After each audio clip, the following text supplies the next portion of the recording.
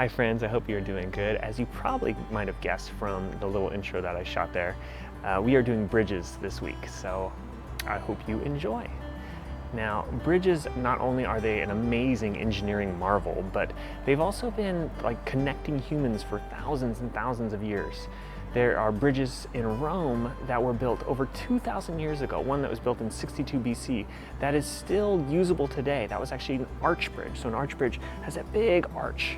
And arch bridges are incredibly strong. They're a very basic shape, but because of the way that they're arched, all the forces that get pushed down on top of them get spread out through that entire arch and down into the ground or down into the abutments right at the very end.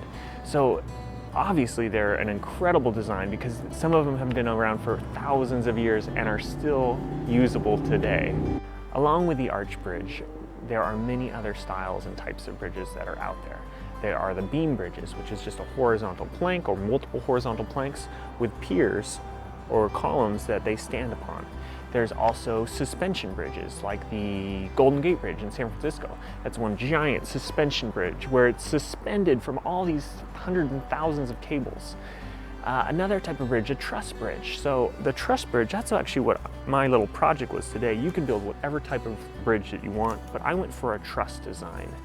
Now, one of the most popular shapes for a truss design bridge is triangles, because triangles are incredibly strong geometric shapes.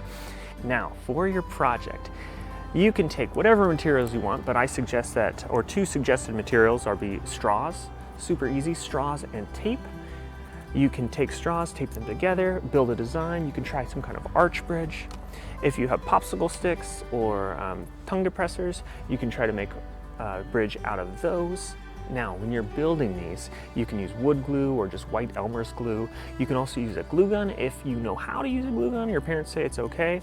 My kids mess around with glue guns all the time. I'm always there supervising them, but they had a great time with this guy. And I bet it's gonna be incredibly strong because they like loaded it up with like 4 sticks of glue. So after you have it built and constructed, we're gonna test it out. And these can be tested in 2 different ways. You can take a weight and hang it from the lower support, or you can put it right on top. So your bridge should be about 10 inches long at least. You can build it bigger if you'd like. And you're gonna support it on either end, possibly with chairs. So I got 2 chairs out here today. You can have a weight right here on top. And some of the things you can use are maybe a bowl or a plastic cup with pennies. See how many pennies you can get on there.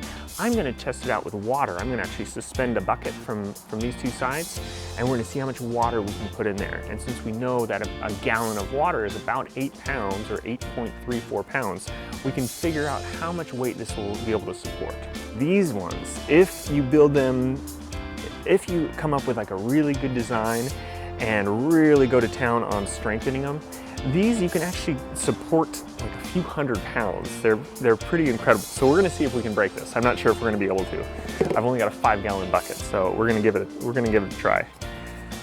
And same thing with the straw bridge. You can either find something that you can support, maybe a wire or a stick that you hang strings to, and put a weight down here that you hold on to, or just get something level, put it on top, and support it from here. Now, one of the interesting things that you could do is build 2 bridges. One, a simple plank style bridge with just this horizontal beam, and then a second one and put some kind of truss structure on top of it, like these triangles, this triangle truss that I built. And see how much stronger it is once you put the truss on top of it. So let's go ahead and test it out. All right, so for test number 1, I'm gonna go in 2-pound increments, which is about a quart of water.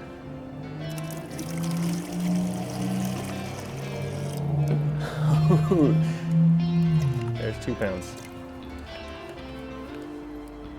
It's starting to form. All right, so we failed at 4 pounds, but that's pretty impressive. And if you're using pennies, pennies weigh just a few grams a piece. I kind of just wanted it to fail quickly, so we went with a bunch of water. But 4 pounds, see if you can beat 4 pounds on your straw bridge. All right, I got the kids out here. They wanted to test their bridge. So we're gonna see how much weight it can carry. We know that a gallon of water weighs about 8 pounds, and we've got a 1/2-gallon bucket that we're gonna pour into this big 5-gallon jug.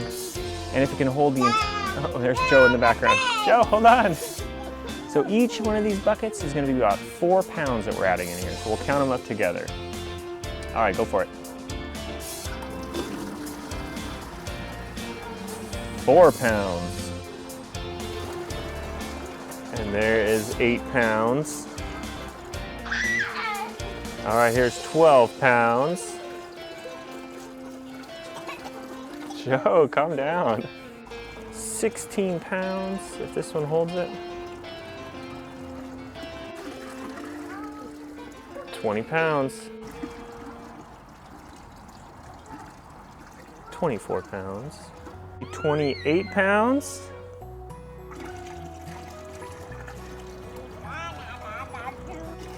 32 pounds.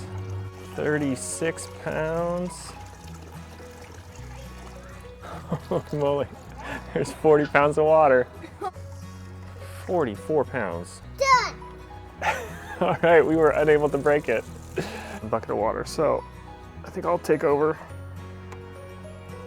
and we'll start adding water to the top. I got nothing.